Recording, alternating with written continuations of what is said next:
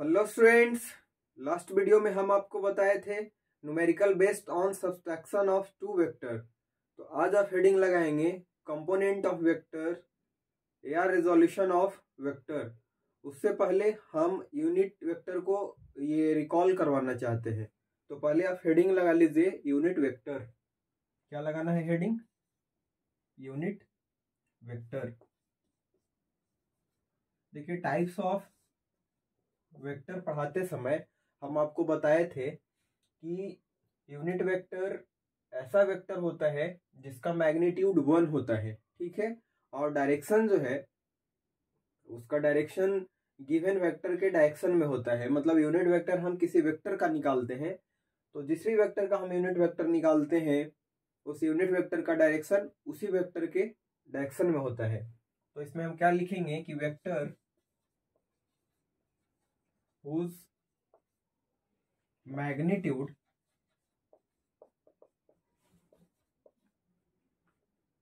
is equal to 1, ठीक है। जिसका मैग्नीट्यूड क्या हो? 1 हो। 1 यूनिट भी नहीं होना चाहिए।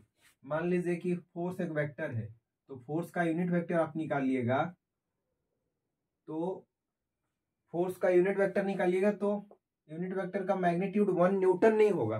समझ गए? 1 न्यूटन नहीं होगा। क्या होना चाहिए? सिर्फ 1। मतलब कह सकते हैं कि यूनिट वेक्टर जो है ये डायमेंशन लेस चीज होता है। क्या होता है? डायमेंशन लेस क्वांटिटी होता है। समझ गए? इसके लिए देखिए सिंबल कैसे यूज करते हैं। मान लीजिए एक गिवन वेक्टर है, एक गिवन वेक्टर है ए, या वेक्टर ए। इसको पढ़ेंगे, क्या पढ़ते हैं? वेक्टर ए पढ़ते हैं। अब वेक्टर ए का हम यूनिट वेक्टर अगर निकालेंगे, क्या निकालेंगे? अगर हम यूनिट वेक्टर निकाल रहे हैं ए का, तो इसके यूनिट वेक्टर को ऐसे लिखेंगे। मतलब उसके लिए जो सिंबल यूज कर रहे हैं उसके ऊपर में कैप हम देते हैं। ये कैप क्या बतलाता है? या फिर इसको हम क्या रीड करेंगे? Unit vector A. क्या रीड करेंगे? Unit vector A. अब इस यूनिट वेक्टर का आपसे पूछे कि डायरेक्शन ये मैग्नीट्यूड क्या होगा, यूनिट वेक्टर का मैग्नीट्यूड क्या होगा, तो कोई भी यूनिट वेक्टर का मैग्नीट्यूड 1 ही होता है, ठीक। और इसका अगर डायरेक्शन बोले, किसका? डायरेक्शन ऑफ ए कैप, तो हम क्या बोलेंगे? इन द डायरेक्शन ऑफ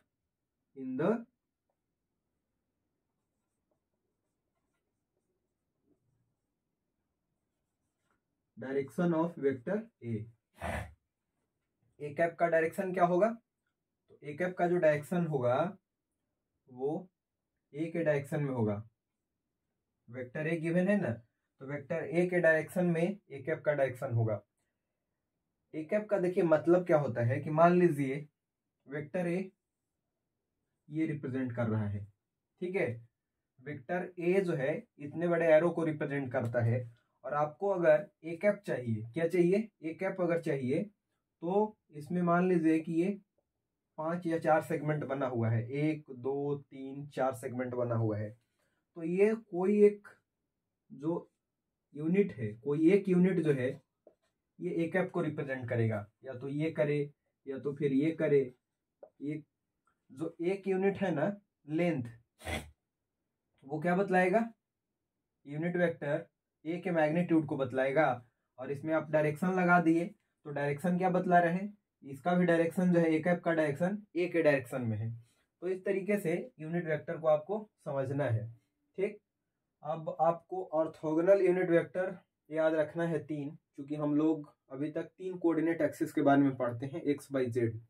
तो एक्स वाई और जेड को रिप्रेजेंट करने के लिए 3 हम यूनिट वेक्टर को हमें याद रखना होगा, और उसको बोलते हैं ऑर्थोगोनल यूनिट वेक्टर। तो क्या करें, यहीं पे लिख दें। पहले आप इसको नोट कर लीजिए, हम मिटा देते हैं, ठीक।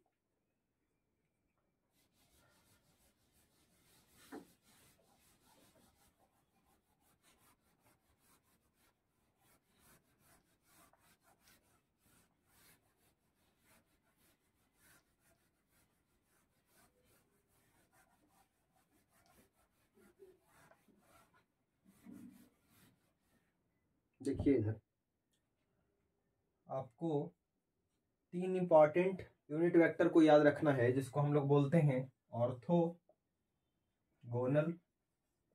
Unit vector, unit vectors. ये 3 क्या क्या होता है? ये होता है आई कैप, ठीक है। क्या होता है? आई कैप। ये आई कैप क्या बतलाता है? तो ये बतलाता है direction of positive X axis, समझ गए। जे कैप ये बतलाएगा direction of positive Y axis, और के कैप ये क्या बतलाएगा? Direction of positive Z axis, ठीक है। ऑर्थोगोनल इसलिए कि ये तीनों जो यूनिट वेक्टर होता है एक दूसरे पे परपेंडिकुलर होता है। ये कुछ और नहीं है, ये तीनों एक्सिस को रिप्रेजेंट करने वाला एक वेक्टर है। आई कैप क्या बतलाता है? तो ये आई कैप एक्स एक्सिस के डायरेक्शन को बतलाता है, जे कैप बाई एक्सिस के, और के कैप जो है जेड एक्सिस के डायरेक्शन को बतलाता है। और आप खुद जानते हैं कि ये जो एक्सिस है एक दूसरे पे क्या होता है? परपेंडिकुलर होता है, ठीक है। तो ये भी आई कैप, जे कैप और के कैप भी एक दूसरे पे क्या होगा? परपेंडिकुलर होगा। आपसे पूछे कि क्या मैग्नीट्यूड आई कैप का क्या होगा? तो 1 यूनिट होगा, और जे कैप का भी मैग्नीट्यूड इतना ही होगा। कैप जहां पे भी लगा हुआ है मतलब यूनिट वेक्टर है, उसका मैग्नीट्यूड 1 होगा, ठीक है। और यही के कैप का भी मैग्नीट्यूड होगा, ठीक। तो ये 3 जो सिंबल यूज होता है वो तीनों कोऑर्डिनेट एक्सिस के डायरेक्शन को बतलाता है। आई कैप का मतलब पॉजिटिव एक्स एक्सिस, और अगर नेगेटिव एक्स एक्सिस लिखना होगा तो माइनस आई कैप लिखिएगा। माइनस जे कैप लिखना होगा, सॉरी निगेटिव आई एक्सिस के बारे में लिखना होगा तो माइनस जे कैप लिखिएगा, और वैसे ही निगेटिव जेड एक्सिस को माइनस के कैप से रिप्रेजेंट करेंगे। तो इतना अगर आप समझ गए तो अब आप हेडिंग लगा लीजिए कंपोनेंट ऑफ वेक्टर या रिजोल्यूशन ऑफ वेक्टर। क्या लगाएंगे हेडिंग? कंपोनेंट ऑफ वेक्टर और रिजोल्यूशन ऑफ वेक्टर। पहले इसको नोट कर लीजिए, हम मिटा दे रहे हैं।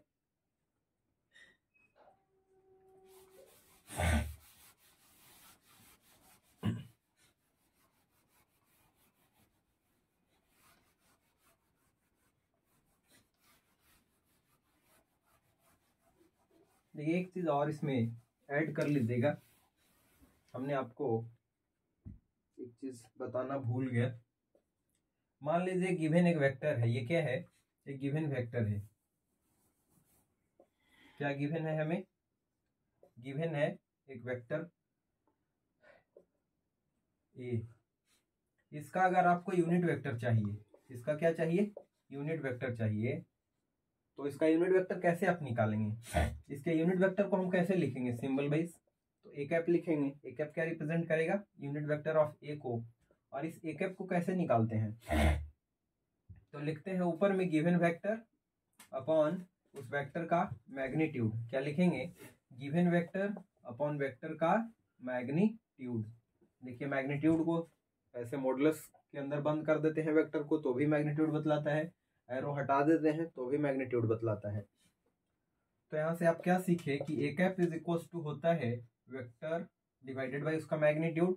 या फिर आपको अगर वेक्टर लिखना हो, ठीक है, वेक्टर ए लिखना हो तो वेक्टर ए को आप ऐसे लिख सकते हैं ना, वेक्टर का magnitude A into A cap, A into A cap. समझ गए? मान लीजिए कि कोई फोर्स है वो 2 न्यूटन का है, ये लग रहा है एक्ट अलोंग, कितना न्यूटन का फोर्स है? 2 न्यूटन का फोर्स है। ये लग रहा है एक्ट कर रहा है अलोंग एक्स एक्सिस। किधर लग रहा है? एक्स एक्सिस के अलोंग 2 न्यूटन का फोर्स लग रहा है। तो अगर हमें इफ वेक्टर लिखना होगा तो हम कैसे लिखेंगे? तो देखिए ना, अभी हम कैसे इसका रिलेशन ऑब्टेन किए।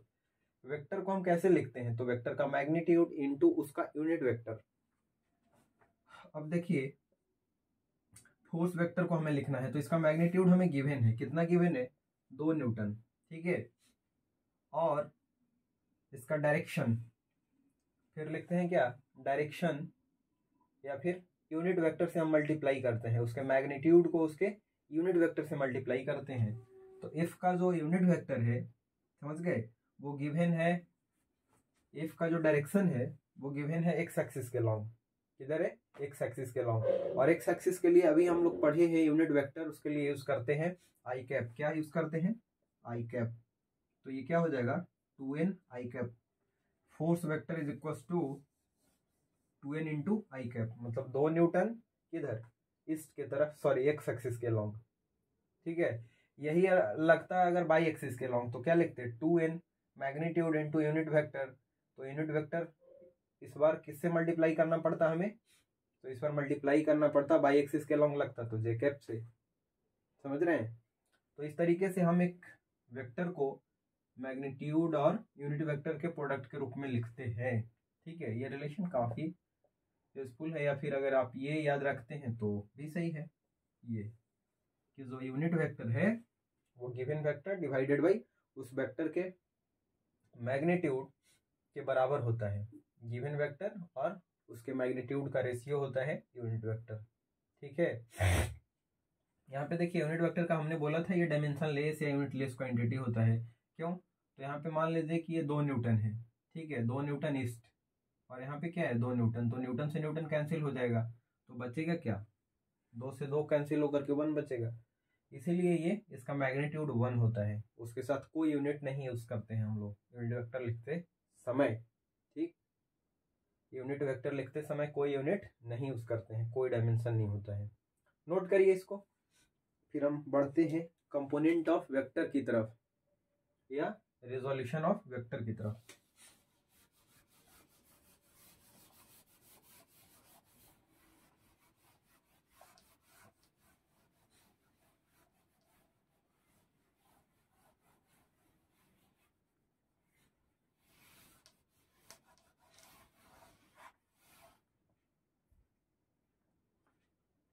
हेडिंग लगाना है कंपोनेंट या कंपोनेंट ऑफ वेक्टर या resolution of vector, resolution of vector. Heading लगा लिए, अगर लगा लिए तो ठीक है। अब समझिए ध्यान से, देखिए इधर ये बाई एक्सिस है और ये है एक्स एक्सिस, ऐसे ही हम लोग बनाते हैं ना जनरली, कोऑर्डिनेट का जो कन्वेंशन होता है ऐसा ही लेते हैं, ये ओरिजिन है। अब मान लीजिए यहाँ पे एक पार्टिकल रखा हुआ है, ठीक है, और इस पे फोर्स लग रहा है, एक रस्सी से बांध करके इसको खींचा जा रहा है, ऐसे एक रस्सी से बांध करके इसको खींचा जा रहा है। तो ये क्या होगा, किसी समय ये यहाँ पे होगा, किसी समय यहाँ पे होगा, किसी समय यहाँ पे होगा। आप क्या देख रहे हैं, जब यहाँ से यहाँ पहुँच गया तो आप देख रहे हैं कि एक्स एक्सिस के अलॉन्ग ये डिस्प्लेस कर गया और बाई एक्सिस के अलॉन्ग भी डिस्प्लेस कर गया है। जब यहाँ पे पहुँच गया तो आप क्या देखें, एक्स एक्सिस के अलॉन्ग और इसका डिस्प्लेसमेंट हो गया है, बाई एक्सिस के अलॉन्ग भी इसका डिस्प्लेसमेंट और बढ़ गया है। जेड एक्सिस के अलॉन्ग इतना हो गया है, एक्स एक्सिस के लॉन्ग और बढ़ गया है, बाई एक्सिस के लॉन्ग भी और बढ़ गया। मतलब अब बार बार क्या देख रहे हैं कि इसके पोजीशन में जो है चेंज हो रहा है, ठीक है। हमने फोर्स लगाया इस डायरेक्शन में, लेकिन इसका जो है ये जो पार्टिकल है या फिर मास है यहाँ पे रखा हुआ, ठीक है, जिसको बांध करके खींचा जा रहा है इस लाइन के लॉन्ग, उसका पोजीशन चेंज कर रहा है एक्स में भी और बाई में भी। लेकिन अब फोर्स लगा रहे हैं बीच में, एक्स और बाई के बीच में किसी लाइन के लॉन्ग फोर्स लगा रहे हैं, और एक्स कंपोनेंट जिसका भी चेंज हो रहा है, इसका पोजीशन एक्स एक्सिस के लॉन्ग भी चेंज हो रहा है और बाई एक्सिस के लॉन्ग भी चेंज हो रहा है। इसका ये मतलब हुआ कि इसका प्रभाव कहीं ना कहीं इस एक्सिस के लॉन्ग भी है और इसका प्रभाव इस एक्सिस के लॉन्ग भी है। मतलब एफ का जो प्रभाव है फोर्स का वो एक्स एक्सिस के लॉन्ग भी है और बाई एक्सिस के लॉन्ग भी है। तो जो फोर्स का प्रभाव एक्स एक्सिस के लॉन्ग होता है उसको बोलते हैं if component of force along x axis. क्या बोलेंगे? Component of force along x axis, जिससे ये एक्स एक्सिस के अलोंग आगे बढ़ रहा है। बाई एक्सिस के अलोंग क्यों बढ़ रहा है? तो इसका कंपोनेंट बाई एक्सिस के अलोंग भी लग रहा है, एक्ट कर रहा है, जिसकी वजह से इसका पोजीशन जो है इस पार्टिकल का बाई एक्सिस के अलोंग चेंज कर रहा है। तो बाई एक्सिस के अलोंग इसका जितना भी प्रभाव है, इफेक्ट है इस फोर्स का, उसको हम लोग बोलेंगे कंपोनेंट ऑफ फोर्स अलोंग क्या? By axis. समझ गए? अब देखिए इसका प्रभाव ही हम फाइंड करेंगे, जिसको बोलेंगे component air resolution of vector. मतलब इसको रिजॉल्व कर दीजिए कि इसका प्रभाव एक्स एक्सिस के अलोंग कितना है और इसका प्रभाव बाई एक्सिस के अलोंग कितना है। तो हम यहाँ पे फोर्स एक स्पेसिफिक एग्जाम्पल लेकर के नहीं पढ़ेंगे, यहाँ पे हम एक कॉमन वेक्टर एज्यूम कर ले रहे हैं। ठीक है, कि कोई एक वेक्टर ए है। क्या है? यहाँ पे एक वेक्टर ए है, उसका प्रभाव एक्स एक्सिस के अलोंग कितना होगा और बाई एक्सिस के अलोंग कितना होगा। हमने एक एग्जाम्पल से अभी आपको समझाने की कोशिश की, लेकिन अब हम पढ़ेंगे एक जनरल वेक्टर को लेकर के, तो उसका कंपोनेंट हम कैसे फाइंड करते हैं एक्सिस के अलोंग। तो देखिए इस फिगर को फिर से हम मिटा रहे हैं और एक जनरल वेक्टर बनाते हैं।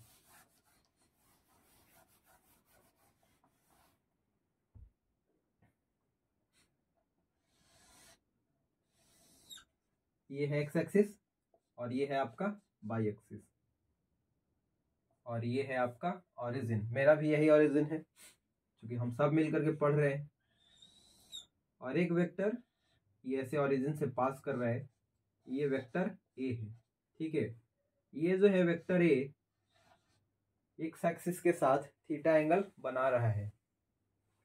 अब देखिए इसका प्रभाव वेक्टर ए का एक्स एक्सिस के अलोंग कितना है। इसी प्रभाव को, इफेक्ट को हम लोग बोलेंगे component of vector A along x axis. Component of A along x axis. और इस प्रभाव को, ए के प्रभाव को एक्स एक्सिस के अलोंग जो ए का प्रभाव है उसको हम एक्स अज्यूम किया, ए एक्स, और इसका प्रभाव जो बाई एक्सिस के अलोंग होगा उसको हमने ए वाई अज्यूम किया। अब देखिए इतना ही, ये लाइन का जो शैडो है या फिर लाइन का लेंथ है, इतना ही हमने क्यों ड्रॉ किया? तो देखिए एक आपको हम लॉजिक बताते हैं। इधर से लाइट मारिए, टॉर्च मारिए, ठीक है, टॉर्च को जलाइए। जितना ये शैडो कास्ट करेगा, ठीक है, ये वाला जो लास्ट वाला जो लाइन है वो यहाँ बनेगा परपेंडिकुलरली। तो जितना शैडो कास्ट करेगा, यहाँ पे मान लीजिए कि एक तीर ऐसे एरो रखा हुआ है, ठीक है, ये मार्कर है इतना लेंथ का। शैडो मारिएगा तो, सॉरी, लाइट मारिएगा ऊपर से ऐसे, तो इतना शैडो बना लेगा। तो जितना ये शैडो बना ना, यही इसका इफेक्ट होता है एक्स एक्सिस के लॉन्ग। ठीक है, इसको क्या बोलेंगे? एक्स को x component of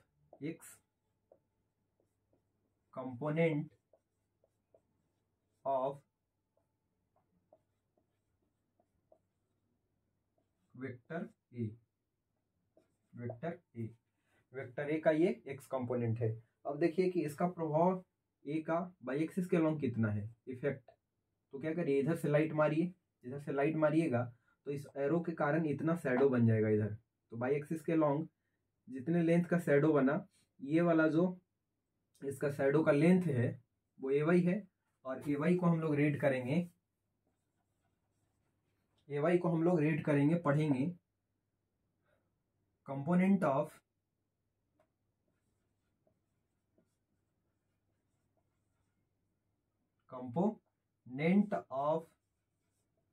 vector A along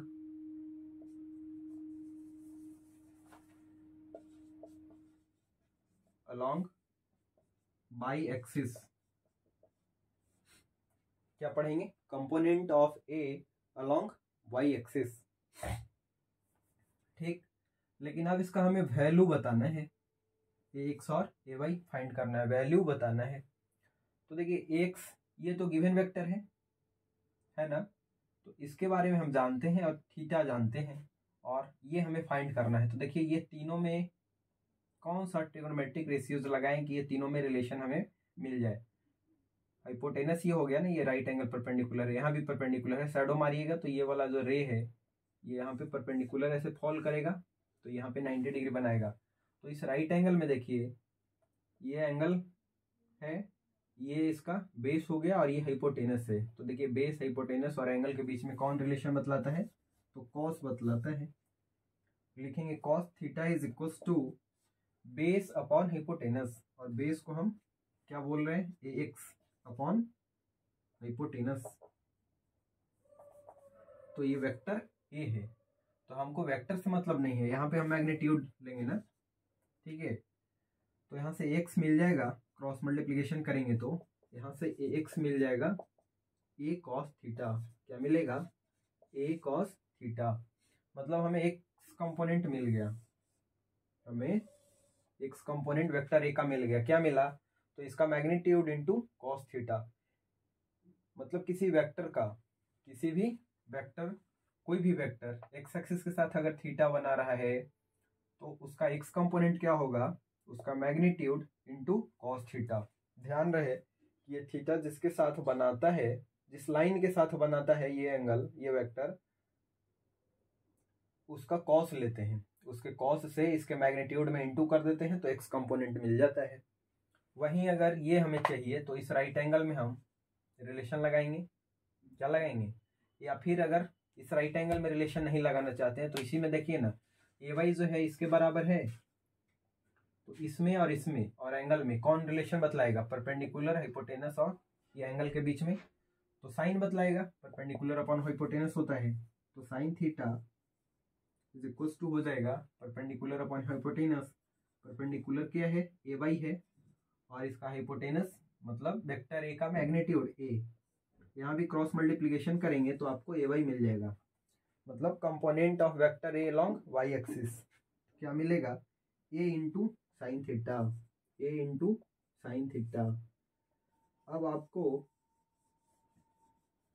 ये सब स्टेप्स याद नहीं रखना है, अब डायरेक्ट आपको ये याद रखना है, और ये वाला कि अगर कोई वेक्टर किसी लाइन के लॉन्ग, किसी लाइन के साथ, लॉन्ग नहीं, किसी लाइन के साथ अगर थीटा एंगल बना रहा है तो उस वेक्टर का कंपोनेंट जिसके साथ एंगल बना रहा है उसके लॉन्ग क्या हो जाएगा, कॉस थीटा वाला कंपोनेंट हो जाएगा, कॉस थीटा वाला कंपोनेंट होगा।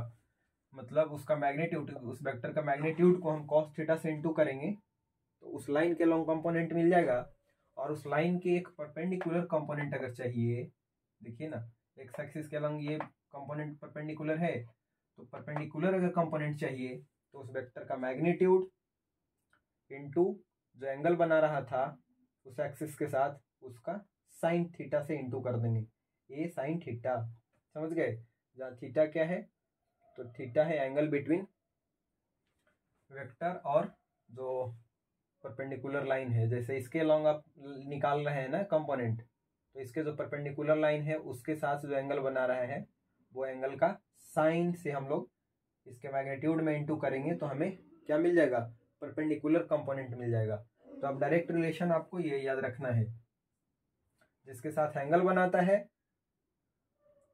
उसके अलोंग जो कंपोनेंट होगा उसमें हम उसके मैग्नीट्यूड में कॉस थीटा से इंटू करेंगे, और उस लाइन के परपेंडिकुलर वाला कंपोनेंट चाहिए तो साइन थीटा से उस वेक्टर के मैग्नीट्यूड में इंटू कर देंगे तो परपेंडिकुलर कंपोनेंट मिल जाएगा। ठीक है, तो अब आपको ये रिलेशन याद रखना है। अब देखिए यूनिट वेक्टर का यूज यहाँ हम करेंगे, ठीक है, इसीलिए पहले हम यूनिट वेक्टर आपको बताए थे। यहाँ पे देखिए उसका हम यूज कैसे करते हैं, इतना आप नोट करिए, इसको मिटा दे रहे हैं।